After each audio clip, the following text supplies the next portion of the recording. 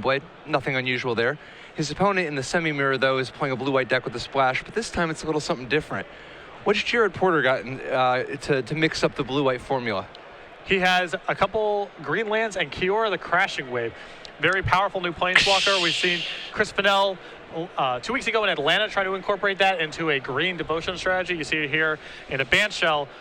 Breeding Pool, not the most popular dual land in Standard the last couple months, but Kiora potentially giving it some legs to come back. Yeah, but as we see here, Breeding Pool still not the most popular dual land. A whole lot more Temple of Mystery, Temple of Plenty, Temple of Enlightenment, even Temple Garden. So you see both players here just starting off with some land drops, and that's the most critical thing early on, is just the first player to miss a land drop is the first person who often has to act. I love this, by the way. 10 temples, playing with 10 scry lands and just 6 shock lands. It's about time people recognize. Definitely a statement on how slow the format is right now. Oh, yeah. Now, you're Jesse. What do you make of this? When he plays Hallowed Fountain Island, you're thinking, okay, I'm going to settle into this nice control match, whatever. And then he drops a green land on turn 3. I think Kiora would come to my mind. Kiora is a very powerful planeswalker. I also really like it alongside Jace, as Jace is really good against a lot of little things where Kiora struggles. Jace is not very good against one big thing, which is where Kiora is quite powerful. And so we got a reader. They're a nice tandem there as you see Kiora enter play. And Jared going to go straight for the Explore text here. Plays a Hallowed Fountain. Jace architected the play from Jesse. Now, who do you think has the edge in this? Both players are getting to use their Planeswalker. Both players immediately drawing cards. Who wins the head-to-head? I actually think Kiora might be slightly favored. Kiora gets to its ultimate much faster. And the mana advantage you can provide if your hand is situated the right way is a real thing too. And if you just want to draw cards, Kiora can draw a card every turn and stop the Jace. Yeah. I mean, that's like, I think that Kiora's ability to just literally paralyze Jace, kind of demands an answer. Oh, wow, and Elspeth too? This is like sliding heavily in Jared's favor. Yeah, Elspeth ahead of schedule thanks to Kiora's Explore here. I mean, Kiora's just doing everything. He drew her, or she drew him an extra card, got him Elspeth down a turn earlier, and is making it so that Jesse can't dig any harder. He can't plus his Jace in order to stop the Elspeth tokens from getting in there. This is everything going exactly the way the Bant deck wrote it up in the playbook. So Jesse now debating between playing the Detention Sphere in his hand or his Elspeth.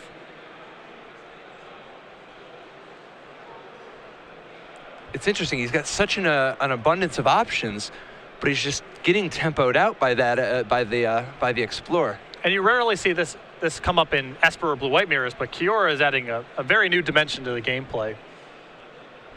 Yeah, this is definitely a lot different than the way that it would be against Blue-White or Esper. And Jesse's like, wow, you have Elspeth, all these tokens. I still need to kill Kiora. She's the biggest threat right now. Oh, okay, then he hits the Elspeth also. So 2 Detention Spheres here for Jesse, taking care of Jared's Planeswalkers. And we're seeing a lot of tapping out thus far in the match. This is definitely unconventional gameplay thus far. Yeah, it looks like the Jedi Mind Trick worked on us. The Kiora hitting the Jace. Yep. But Jesse not falling for it. Detention Sphere here takes care of Jace.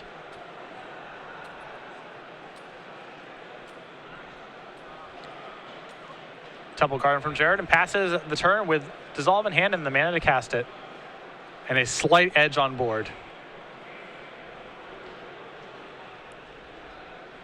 Jesse just plays the land and says go.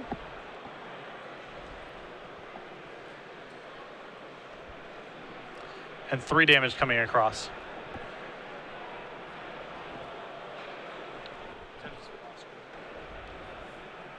And Jared's simply happy to sit on his hands right now.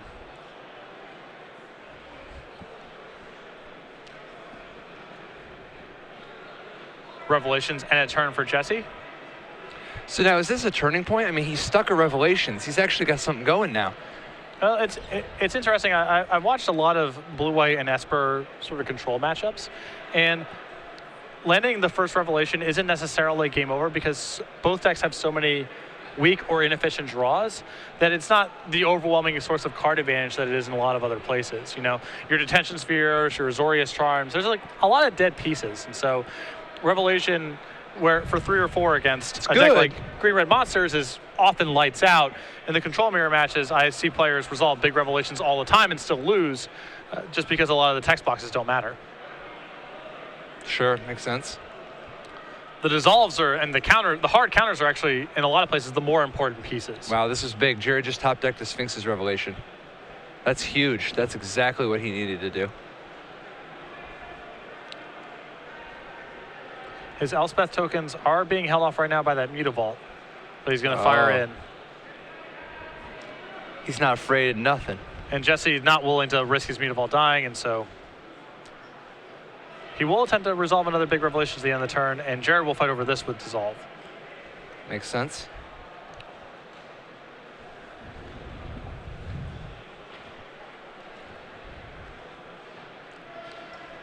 Jesse untaps. Pretty stocked hand right now.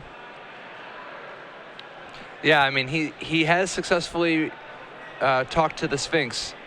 Not a dominating position yet, but he certainly has some good things going.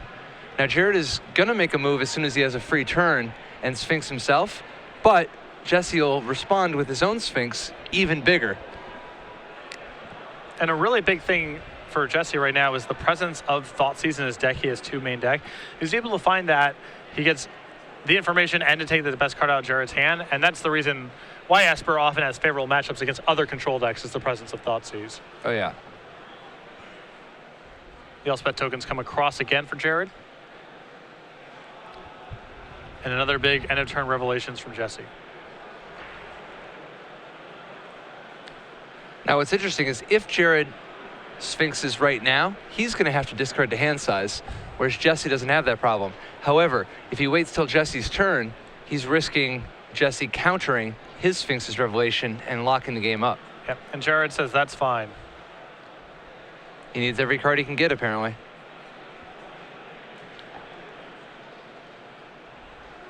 Yeah, so even though Jesse behind on the board, it's not even particularly consequential because he's got the mana and card advantage. Right. And he's gained way, far, enough life that the beatdown is not a real threat. So here's Thoughtseize from Jesse. And this is the big tool that Esper has here in these control mirrors. And Jared lays out a hand of 2 Sphinx's Revelations, a Detention Sphere, a Supreme Verdict, and a Last Breath. Yeah, I think this is going to be curtains, as Jesse has the dissolve for the other Sphinx's Revelation. And he's accumulated just such a huge resource advantage at this point. I mean, he's, at this point, Revelations for 9 cards. 3 and then 6, that's huge. And information in these matchups is also just so critical. Very much so.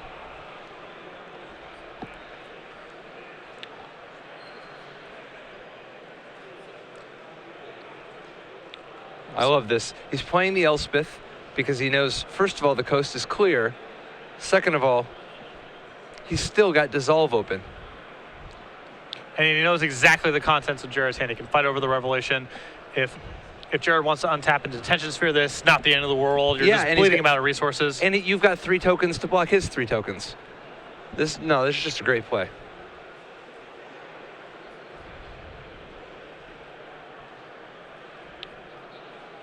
And here's that Revelations from Jared at the end of the turn, and that's going to be met with Dissolve.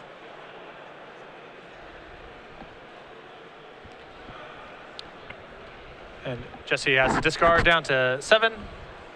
Oh, darn. Yep.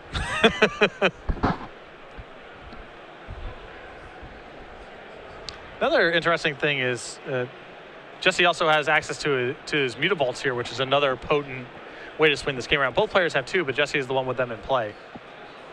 Oh, yeah. Yep, just more ways to, more axes to build advantages on.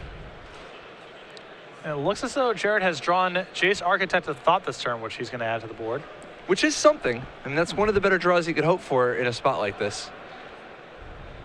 Flips over 2 Temple of Mysteries and a Jace. And Jared Jesse rather quickly splits lands and spells. Jared takes the Jace.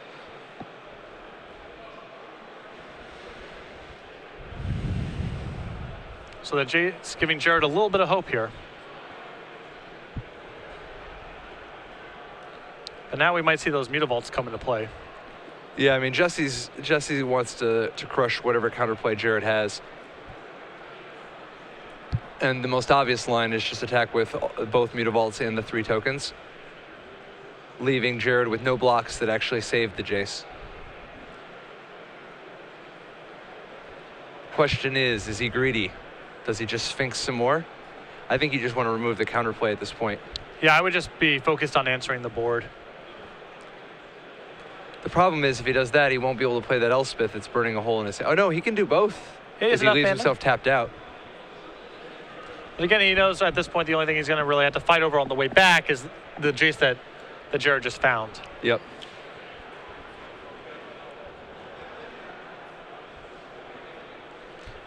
A lot of complexity here in the what do I do on my turn? What's that going to cause Jared to respond with? What do I need to respond to in turn, etc. So even this that looks on the surface to be kind of a straightforward turn is actually quite complicated. Now, one possibility, you can attack with just 1 Mutavault if you kill one of the tokens with a removal spell. And it looks like Jesse might be pursuing that course of action here. Problem is, how much more does that accomplish than just attacking with him? Okay. He is going to run it.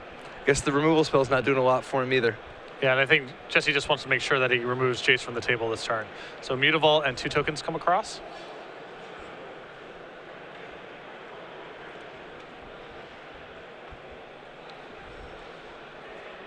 We'll see if Jared wants to make any trades here. He's going to try to put his 2 tokens in front of the Mutavault. Jesse says that's okay, and Jace is down. And now another Elspeth from Jesse.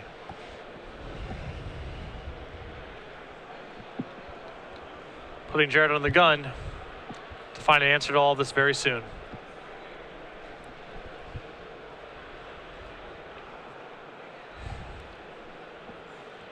This is curious. It's been much more proactive pace of play from these 2 control decks than we traditionally see. A lot of tapping out. Oh yeah, and it's not like they're short on counterspells. I mean, both players have at least 6 counterspells, but even despite this, they are at least 4 dissolves. I guess 4 dissolves and a syncopate on one side, 4 dissolves and 2 syncopates on the other. Despite this, it's been a very planeswalker-centric game. So Jared plays his Jace, minuses it, turns over 3 lands, of which he gets 2.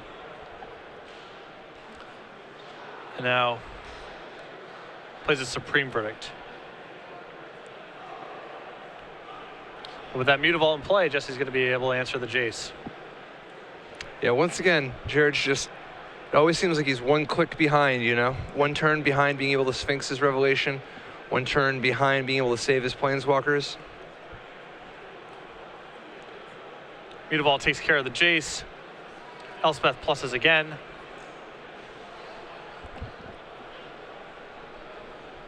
Although Jesse has kind of flooded out here, a big rev off the top for Jared could crawl him back into this. Yeah, it's going to have to be relatively soon just because that Elspeth is threatening to win the game in short order. See Jesse cycle in Azorius Charm and just play his land for the turn, passing it back. Now, does Jesse? It looks like Jesse might have 1 more Sphinx's Revelation, right? It's very land-heavy hand with Doomblade. I couldn't catch the last Yeah, card. it looked like it was like several land, a Doomblade, and a Sphinx's Revelation. And if it is, he is about to make a big play next turn. Another Jace Architect of Thought for Jared.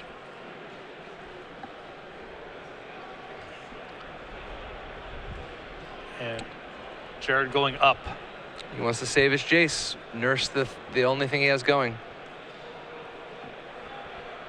Yet another land for Jesse Hampton. plus is Elspeth again.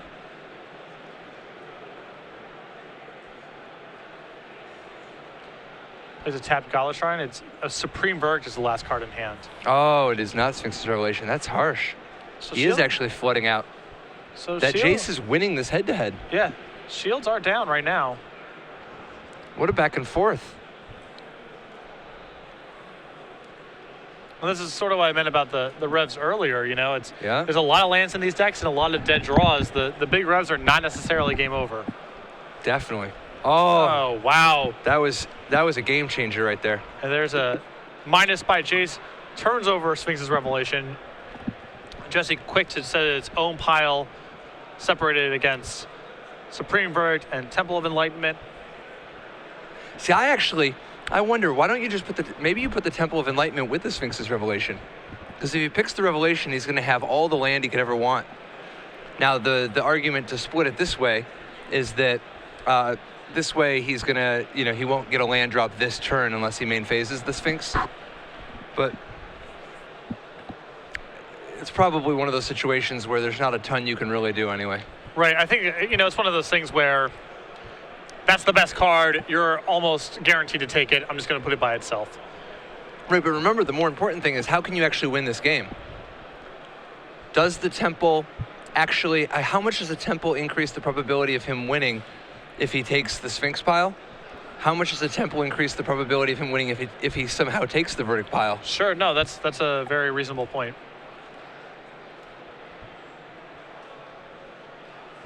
Seeing Jared very cautiously separate his mana here. It looks like he does want to rev with a Revan's good. And he doesn't want to go full bore here, so he's... Because he wants to draw a Detention Sphere or a Supreme Verdict Yeah. so that he can sweep the tokens and save his Jace. So we're going to see a small rev here. Was this a modest 3 or 4?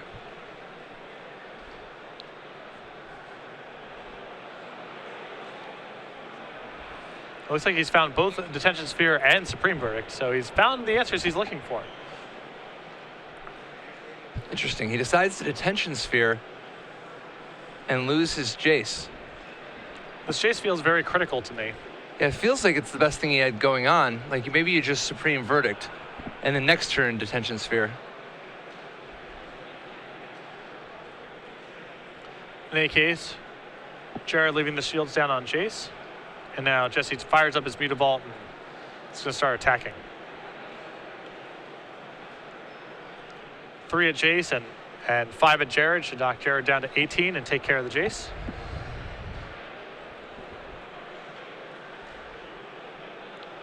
Now Jared again very low on resources, draws a Kiora That's pretty strong.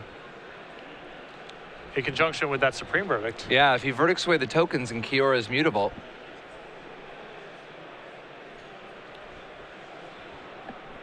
So Supreme Verdict does resolve.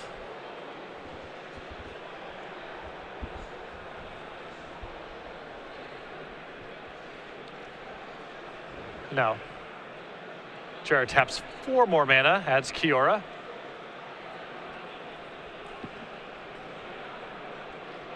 And pluses it on the Mutavault. And just like the game's kind of swung back here in large part because of Jesse flooding out so much. Absolutely. And it's funny for Jesse to be hoping to draw a Revelation at this point since he's already drawn so many. And it does not take Kiora very long to get to Ultimate. No, it definitely does not. Was that a dissolve off the top for Jared? That's a huge draw too.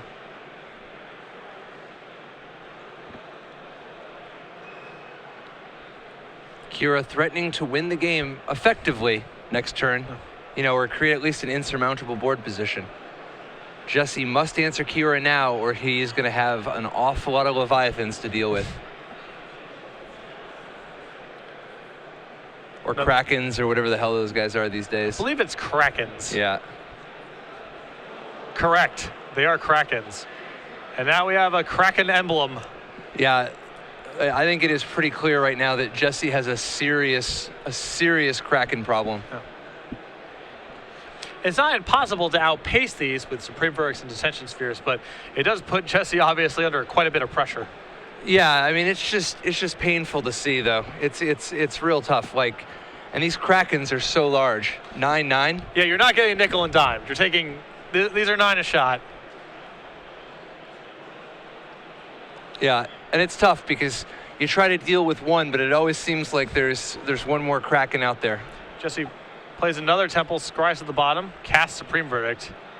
Yeah, I mean, he's going to have to do something every turn. Not every turn, I guess. He can take one hit if he really needs to, but... And there's no stopping this. The Kraken problem is from here on out. Jesse fires up the Mutavault and sends it in. Jared uses a last breath.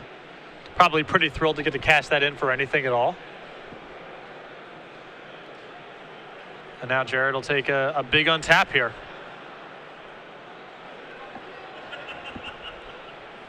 Kiora emblem in play. Couple counter spells. Oof, he's got this one locked up pretty nicely. Another Kiora. Could possibly generate a second emblem. Whatever it takes. We would be charting new territory, I feel like, if the game got to that place. And that's going to prompt a dissolve from Jesse. And Jared, I think, wisely not fighting over this. Yeah, I mean, why bother, right? Like, you have something that is going to win the game in very, very short order. Just make sure that stuff stays under control, because, like, I mean, something could realistically happen with, like, an Aetherling or something. Worry about that. Jesse with just a land and says go.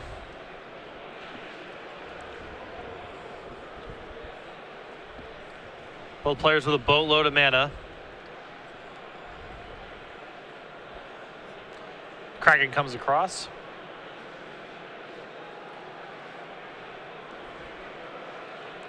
And Jared passes the turn. All right, all right. Jace the draw for Jesse. Attempts to resolve it. It's funny, what he really needs a Supreme Verdict off of this Jace. Puts over a Temple of Enlightenment, an Elspeth, and another Jace. So he'll surely take the Elspeth, and then it'll be countered. But, man, we're just really seeing the power of Kiora here. Again, not insurmountable that Jesse can still win this game in the face of the Kiora emblem, but it does complicate matters quite a bit. Well, the problem is Jared's counterspells here, right? Like, if Jared counters this Elspeth, he's dead on board. And I think Jared sees it. Well, it does appear that Jesse does have Doomblade and I believe Supreme Verdict left over at hand. Oh, he still has a Supreme Verdict. So I think he's just trying to... Oh, he's got some time then. I think he's just trying to bleed some resources out of Jared, fighting over things that Jared might not necessarily have to fight over.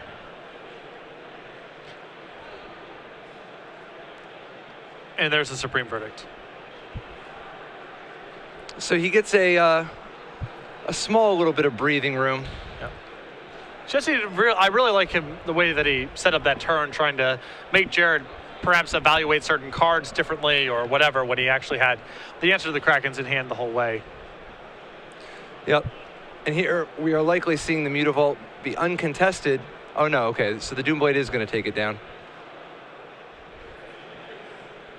So now Jared passes the turn, still dissolve in hand and Kiora emblem going, but Jesse keeping his head above water for the time being. Minuses Jace again. Reveals Syncopate, Temple of Enlightenment, and Dissolve. And Jared puts the Dissolve in a pile by itself.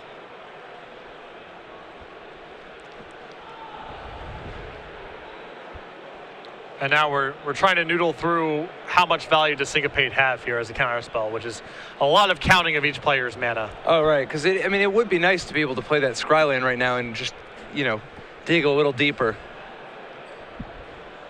But he has to take the Dissolve.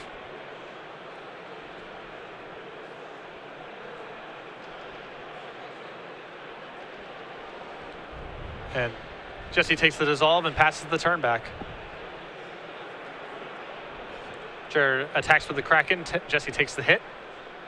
How much of this have you been seeing at tournaments? The Kraken emblem. I saw it in the hands of Jeff Hoagland a few weeks ago in a losing effort against Esper. Just got outpaced. So this is not the Interesting. first. This is not the first one of these emblems I've seen. Wow, you saw the Kraken emblem lose. Yes. Interesting. And here we see yet another Kraken. That might be it. Oh no! This is going to be big. This is huge. This was literally the out, right? We see an Aetherling here off the top, which Jared tries to dissolve. Jesse dissolves back. Now, of course, if Jared has a removal spell, like the Detention Sphere, then he can probably just force through the damage. Much easier to do against Aetherling when you're attacking for chunks of 9. And another dissolve off the top for Jared. Wow. Touches Sphere, and a pretty awesome game one. That's incredible. Jared Porter wins the first game. He looked like he was in a lot of trouble. We were talking around turns 8, 9, and 10 about how ahead Jesse was in the game, but he flooded out pretty badly. The spells he drew were reactive kill spells, and Jared was able to sneak it with Jace and Sphinx's Revelation and Kiora. Yeah, I know. I mean, that was crazy. Jesse had drawn 9 extra cards from his Sphinx's Revelation before Jared drew any. But at the end of the day, I mean, Jesse wasn't expecting to go to a Magic tournament and get hit with so much of the Kraken, but here we are. So as we go to the sideboard here, I have Jesse's in front of me. He has an Archangel of Thune, 3 Blood Baron of Viscopa, 2 Doomblade, 2 Ultimate Price, a Fated Retribution, 2 Gainsay, a Negate, a Revoke Existence, and 2 Thought Seizes. I definitely like the 2 Thought Seizes coming in alongside the Negate and the 2 Gainsays. I'm not a huge fan of the additional removal spells, and I don't know exactly how susceptible Jesse believes Jared is to Blood Baron. That's another question here, right? Because in some respects he has a lot of the same answers, Detention Spheres and Supreme Verdicts, and the same structure. Yeah, I mean, obviously, like Blood Baron usually gets some utility from being able to beat Detention Sphere and Azorius Charm. However, Jared has access to not only Supreme Verdicts like everybody else, he has a bunch of Kioras that stop Blood Baron much more effectively than most blue-white decks are capable of. Not to mention also things like Celestial Flare and Permission of his own. So it is very possible we'll see the Blood Baron stay on the sideboard, or if he brings any in, maybe just one. The most important thing are those Thought Seizes and counter spells like Negate and Gainsay. It is possible that we see Revoke Existence come in. One Revoke Existence is a real nice little twist, a nice touch when you're dealing with somebody who has Detention Sphere for your Planeswalkers and Elspeth as a threat. Yeah, the interesting thing about this matchup from where I'm sitting, if I'm in Jesse's seat, is does he feel like that game was a fluke, basically? Or does he feel like Jared actually does have an edge going long in the matchup? And does Jesse need to take a more aggressive posture in the matchup with something like Blood Baron? So in Jared on the other hand, has access to Pithing Needle as a potential desperation sort of thing. You know, it could stop the Aetherwing, but that could backfire. It could stop Elspeth or a Jace, but that could backfire. I don't think he's going to end up going that route.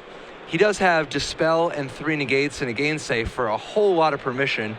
And then he has a Revoke Existence. It's actually, he has Glare of Heresy to be able to fight Elspeth, which is a better Revoke Existence. Yep. And he also has 3 copies of Burmaz in his sideboard, and this is another card I'm curious to see. You know, we've seen Archangel of Thune all over the place as part of sideboard conversion plans. We've actually seen Soldier of the Pantheon in some blue-white control lists to try to steal games against other decks by going a little more aggressive. Burmaz does that as well. Now, Jesse, of course, he's playing Esper, has no end of spot removal and sweepers and Detention Spheres. But the question is how much of that stuff is really left in his deck in the post-board games? Oh, yeah. I mean, he's going to be looking to cut his Doomblades first thing, and the Last Breath wouldn't even work if he kept it, Now, it's possible he keeps some amount of Doomblades, figuring he's going to have to hit Mutavault anyway. But realistically, there's not going to be a lot of spot removal there. His Detention Spheres will be overworked anyway. And his Revoke Existence is not a Glare of Heresy.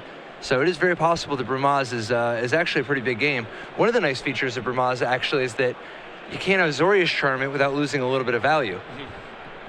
So Burmaz was a card when I saw it in the preview, I anticipated its home and center would be mostly in control sideboards, at least for the time being, because the small beatdown decks have so many good options to play at 3, whether it's Spear of Heliod or Banisher Priest or Ajani, that there's a lot of competition there. But as a control sideboard card, when you're looking to convert or potentially steal games against people who have removed all of their creature removal, Burmaz is about as good as it gets for that kind of role. Yeah, I mean, it's really just a question of, do you want Bramaz or Archangel of Thune, depending on if you're trying to duck under or go over the top. And Ramaz can actually do both, potentially. Yeah, it's also largely a question of, do you need the blocker, right? Yeah. Because like the Archangel of Thune, you can put all your weight on the Archangel and hope it can carry you a lot. Whereas Bramaz is the type of thing, if you lead Bramaz into Kiora, that's a pretty potent opening. Yep. And perhaps Jared just wants to overload the number of detention sphere targets that Jesse has. Yeah, Well, I mean, you already know they're playing 4 detention spheres, so, you know, you can't worry about that too much. You got to just play into it and be like, well, you know what? They're going to run out of detention spheres, and my threats are going to be awesome. So Jared on the play decided an elixir of mortality. Jesse has chosen to draw for game 2. Wow, that's pretty intense with the amount of planeswalkers that draw cards that he has access to. See how it works out for him here. Jared plays Hallowed Fountain untapped and passes the turn. And can you imagine if these Bant decks had access to Farseek? Oh, yeah. Forget about it. Farseek into Kiora. Oh, forget about it. Farseek into Jace. Can I interest you in any of this? Oof.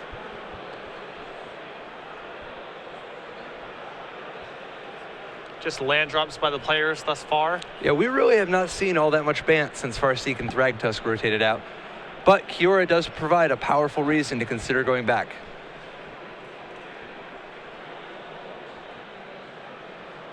Jared just plays his 4th land and Mutavault. Jesse with the Temple of Enlightenment. No fireworks yet. Nope. Both players are going to be in a much more controlling role now that each player has added so many counterspells. There's going to be a little bit less of this tap out game because it's so easy to just tap out, get your spell countered, then the other guy drop a counterspell when your shields are down, or drop a planeswalker when your shields are down. Jesse plays Hallowed Fountain untapped and passes the turn, his 5th land. Jared with a Dispel off the top. That's pretty big. The prospect of dropping a planeswalker and protecting it, but he wants to wait a little bit longer. Jesse going for a rev for 2 at the end of the turn. And Jared not going to fight over that. Interesting. I like that play. It's real tempting to just want to counter at any Sphinx they can do, but with how many land and how many bricks each of these players have in their decks, it's very likely that a 1-mana counterspell is just going to end up being worth more than a random 2 cards. Especially when Jesse is likely to have to discard anyway, some of the cards. See him try to resolve it. Jace, Architect of Thought. It's in. Wow. Did he not use Gainsay on that? Yeah, Jared might be trying to fight I'm trying to fight over specific cards type of game and not really worry too much about raw card advantage. Wow, because I would guess that Jace would be one of the most important cards to fight over, but it's also not clear the exact contents of Jared's hand. So this is the opening that Jared needs to try to resolve something. We'll see what that's going to be. It's a Jace of his own. Which is met with Gainsay. And Jared says that's fine.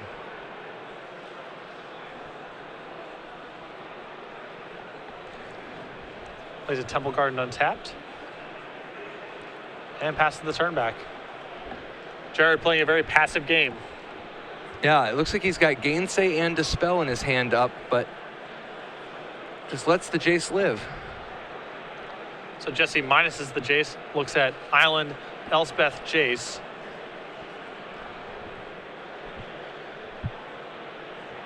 And Jared puts the Elspeth by itself. Jesse deciding, because he's going to have to discard to hand size if he takes the Jace pile. He goes with the Elspeth pile, diversify the types of attacks he has available to him. Jesse then plays a Temple. And a lot of counterspells in hand, pretty firmly in control right now. Yeah, absolutely. Sneaking that Jason was real big. I don't know if it's fair to qualify it as sneaking it in when Jared could have countered it, but Well, I mean, you have It's to. in play, It's, so- it's tough figuring out which things are important or not, and sometimes presenting a front where, no, this isn't the important battle. We're going to fight about something else, can increase the probability that somebody else doesn't realize that's the battle, that's the showdown. You know, like, was that the showdown? Yeah, I guess it was. So Jared tried to resolve a Jace of his own, which was met by a dissolve from Jesse. And now Jesse with a pretty enormous resource advantage here. Takes up Jace and passes the turn, sitting on a handful of counters. Yeah, look at the size of that resource advantage. He's got plenty of cards in hand, lots of gas, tons of mana. Jace ticking up. Yeah, if you're Jesse, what all do you fight over at this point? I mean, obviously, Jace, we're seeing him fight over now. What else? I mean, do you fight over, I mean, you obviously fight over Aetheling. Do you fight over Elspeth? Depends if he has Detention Sphere. Kiora might be worth fighting over. I mean, with so many counters in hand, it seems like just continuing to generate this resource advantage is what Jesse wants to do, and he's going to do that. Minus his Jace. Flips over 3 lands, takes the pile with 2. Which is kind of interesting, because if he ends up just having to discard anyway, was it better to have an extra land on the bottom of your deck in case, you know, times get tough and you need every turn you can get? Well, this might be the opening he needs to try to resolve Blood Baron. And I think that's what you're going to see here. Very aggressive. I like it. No, it looks like Elspeth instead. Still very aggressive. And comically enough, Jared with a couple counter spells in hand, but they are Dispel and Gainsay. Yep. So, not the right costume for this kind of party. No. Nope. You see an end of turn elixir here from Jared after Jesse resolves the Elspeth and takes her up. And Jared definitely looked like he was trying to sculpt the game about, I'm going to try to resolve specific things and fight over specific things. You can tell he still has those counter spells in his hand, but this has gone disastrously for him as Jesse's just accumulated an enormous resource edge. Yeah, I think that Jace, you gotta, it's tough because that Jace has proven to be a source of so many of the cards that are creating the advantage for Jesse, and with Jace at the root of it. Now, the fortunate thing for Jared is, of course, that he won game 1. So at the very least, we're going to 3, and not with a lot of time left. Neither player particularly well suited to try to win a fast game, but as we saw here, I mean, Jesse has spent very little time taking over this game. So Jared's going to try a main phase Revelations for 4, and Jesse's happy to fight over that too.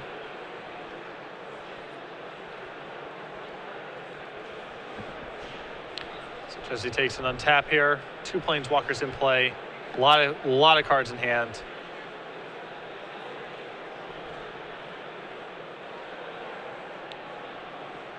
Minuses his Jace away for 3 more cards.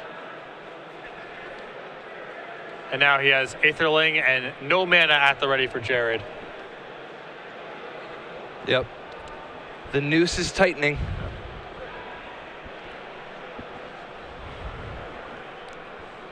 So Jesse attacks with his tokens, takes up Elspeth, makes 3 more tokens, and now resolves Aetherling with a lot of mana ready. Now, Jesse is starting to run a little short on counter magic, right? Oh, But it doesn't matter. That's the game.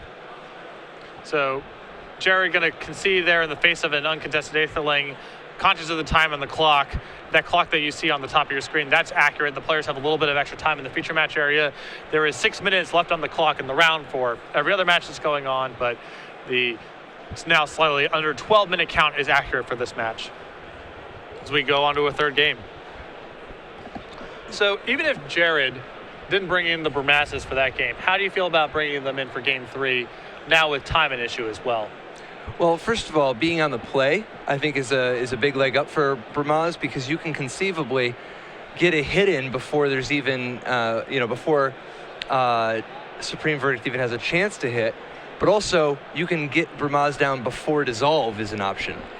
So, additionally, being able to just play Bramaz into 2 mana means that if your opponent taps out a Detention Sphere, you have free reign to drop a Jace or a Kiora. Yeah.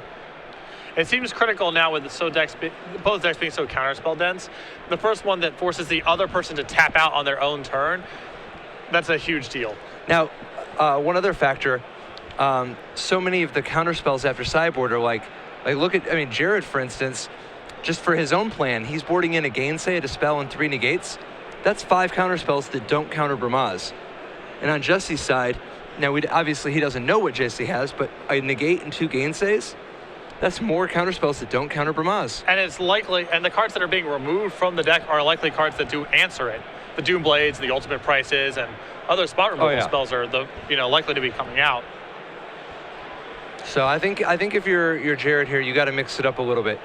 Show him the right, give him the left.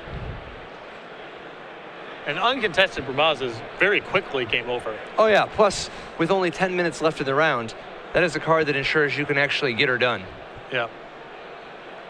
And time is an interesting feature of these control mirrors because it does incentivize some people if they feel like the other player can't win in time no matter what, to do some more aggressive, proactive sideboarding plans where it increases your odds of winning the game. Maybe if you actually played the game out to its conclusion, you'd be at a disadvantage. But you can either win the game quickly or have a draw still because the other person can't capitalize on your inefficiencies. Right. Yeah, and it looks like Jared is actually doing some transformational stuff here. Jesse's been done shuffling, kind of hanging out. Jared shuffles, goes into the tank, comes out with, let me sideboard in 3 more cards. Shuffle, shuffle, shuffle. Mm-hmm. I wonder which 3 cards they were. This is a good time as any for Bramaz, right? Oh, yeah. This is definitely, and honestly, it's just a good time to be king, Yeah. It's good to be king.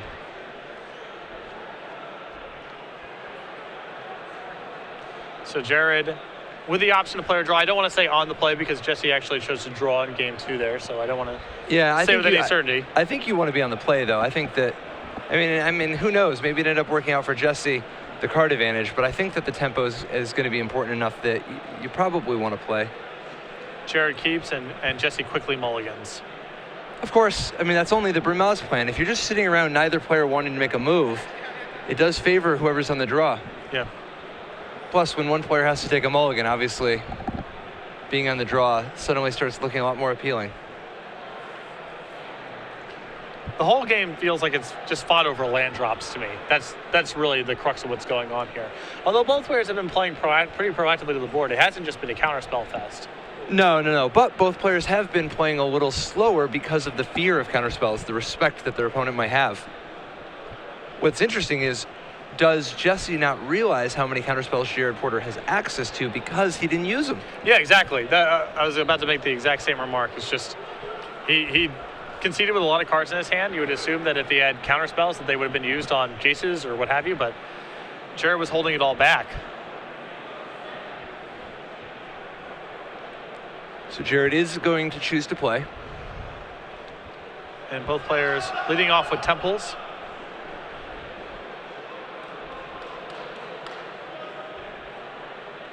Temple of Enlightenment into Temple of Plenty for Jared.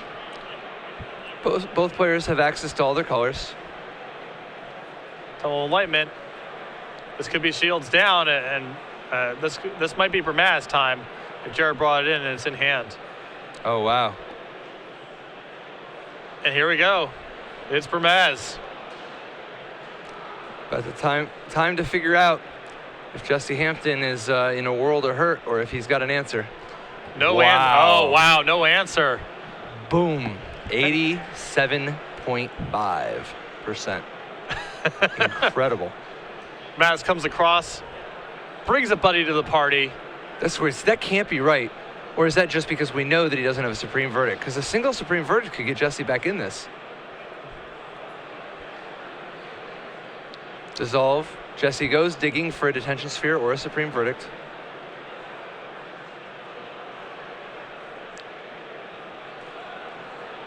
And Jesse has Jace Architect of Thought.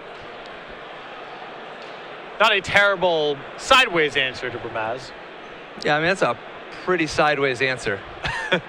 And he's simply going to minus, finds Detention Sphere, Mutavault, and Thoughtseize. Jared quickly puts Detention Sphere by itself. Said if you're going to try to stop Brumaz, you're going to have to pay the price. Thoughtsea's Mutavault is so juicy to give up, though. I know. Looks like he might not be able to resist. I mean, Thoughtsea's... Oh, okay. He does get away from it.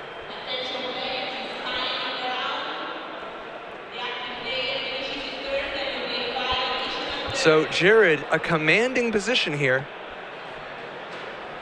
will easily be able to remove the Jace with the King of Oreskes. And we're likely going to see, I mean, any other Planeswalker would be huge here, or just holding up counter magic. Temple of Enlightenment for Jared.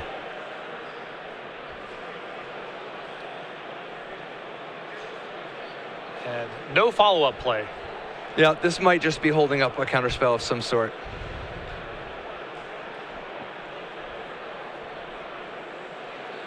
I mean, you know that Jesse has a detention sphere. But if he has to tap out, that might open up the window for Jared to resolve something else. Definitely. Particularly that Sphinx's Revelation in his hand that's starting to look kind of sweet and juicy. Detention Sphere finally answers the Brumaz for Jesse.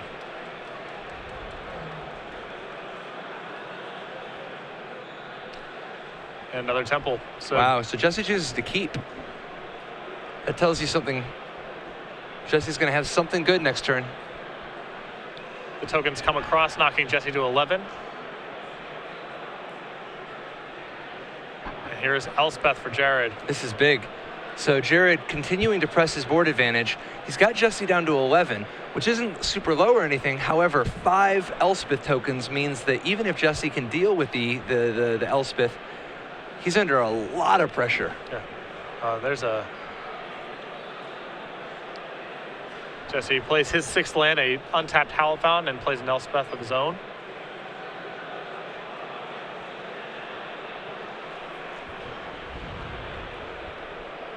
Let's see what kind of answer that Jared has. Oh no, he didn't even use his Elspeth first. Oh wow! So yeah, the symmetrical effect there of Detention Sphere there takes care of both the Elspeths. Jared in his rush there just dropped the Detention Sphere into play, but now he's lost a big part of his advantage. But Brumaz is back. That was huge. And now Blood Baron here for Jesse. Wow. Really well suited for this fight against Jared's board of all white creatures. This is the impossible dream comeback here. My goodness, with that Elspeth off the table, Blood Baron is free to just, to run amok. And don't underestimate how fast these Blood Barons can win the game either. Oh no. However, Jared, with a Sphinx's Revelation still in his bag of tricks. You're going to see a Revelations for 4 here on the main phase with Jesse's shields down. So Jared's still a favorite, but it looks like 60-40. Wow, now that we've seen the cards he's drawn, we actually have Jesse as a small favorite. Interesting. Look how the percentages just shift around.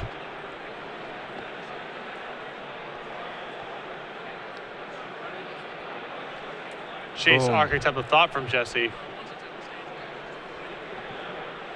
Quickly minuses. Another Blood Baron, a Gainsay, and a Hallowed Fountain.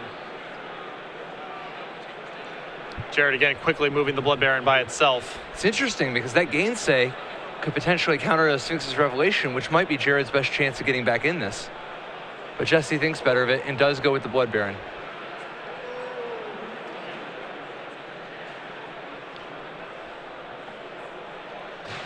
Jesse just plays a land and sends it back.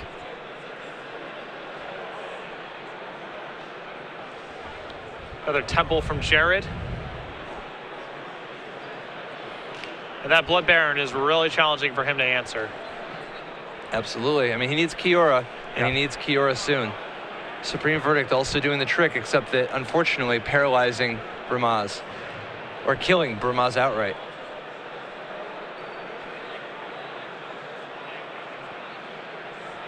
Jesse takes up Jace. And he does keep his top card. A bad sign. Attempts to resolve a second Blood Baron.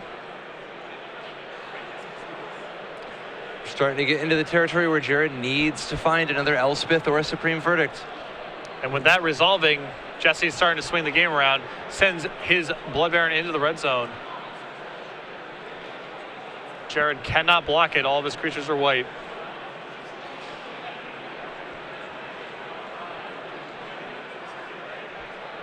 Chase for Jared. Minuses. Finds Breeding Pool, negate, and elixir.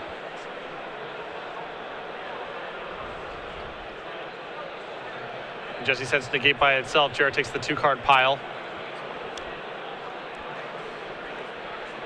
It is interesting that the elixir actually does buy him another turn.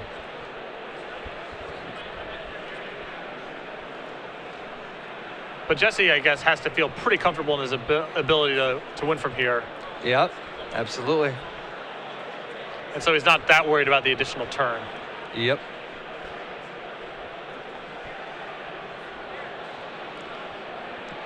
It's possible we are in turn 0 right now, yep, as the clock has hit 0, so. Well, that extra turn, super important if you're playing for the draw at this point. Yeah. Jesse minuses his Jace. 3 counter spells, 2 syncopates and a dissolve. Yeah, and with that elixir on the table, Jesse is looking at being 1 damage short of winning in turns.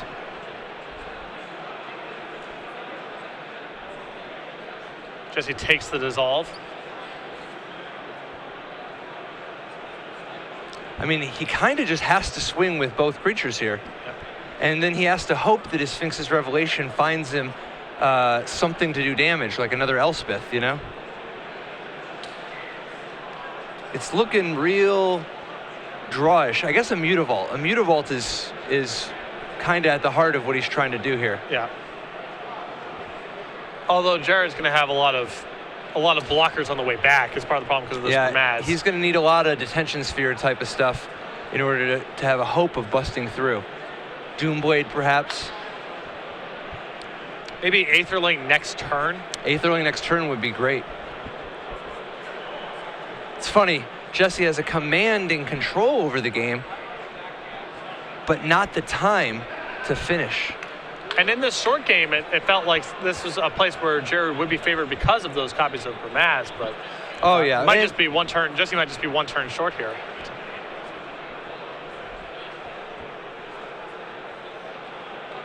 Jared now on turn 2 of unturned times.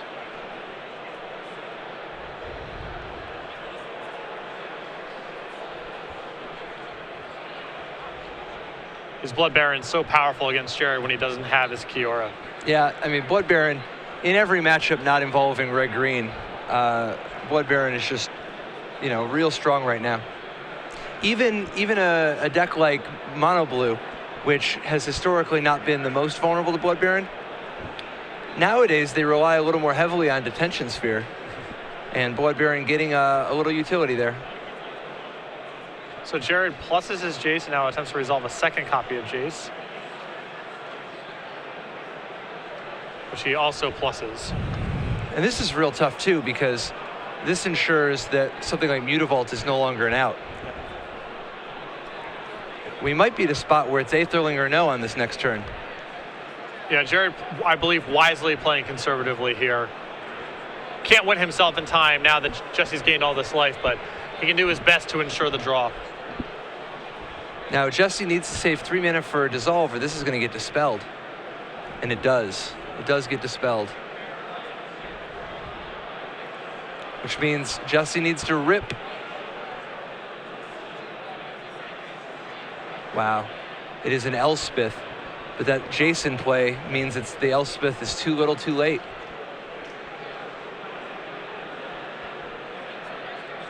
And you can see, you know, Jesse can feel it, you know, with just a little bit more time, he would have a pretty huge edge here, but he needs to be Aetherling.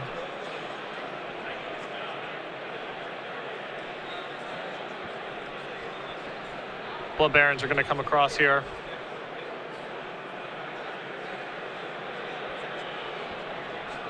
And looks like Jesse is just going to pass. Yeah, I mean, at this point he can't win, so he's just going to hold dissolve up, and it is a draw. Wow, So crazy game. Yeah, Jared Porter, Jesse Hampton, band control against Esper control. They draw in time, and this will send both players. This will send both players to the draw bracket, where they are likely to be battling against more of the same as the tournament progresses. Yeah, but you can't be too disappointed. 401 is a fine start to the day, you know? No, it's certainly a good start, but you know, when you're playing dice like Esper or Bant or Blue-White, the first draw often foreshadows potentially, if not more draws, then at least more matches that are going to go on for a very long time. Yeah, because it's not even just other control decks being slow, it's also just other players who play a very slow and deliberate, methodical game. Yeah. But often it syncs up with these control decks. I do think that Jesse's probably just celebrating getting a draw. I mean, he was disappointed, obviously, that it didn't end up converting to a win after he had control, but he had already lost that game, and so getting a draw at all is a little bit of a victory. Yeah, Jared felt like, you know, it certainly wasn't a lot because those Blood Barons are challenging for him to answer and what have you, but definitely felt like Jared was a pretty commanding lead resource-wise. Oh, yeah, and having the Elspeth ensuring that the Blood Baron has to wait until the Elspeth is dealt with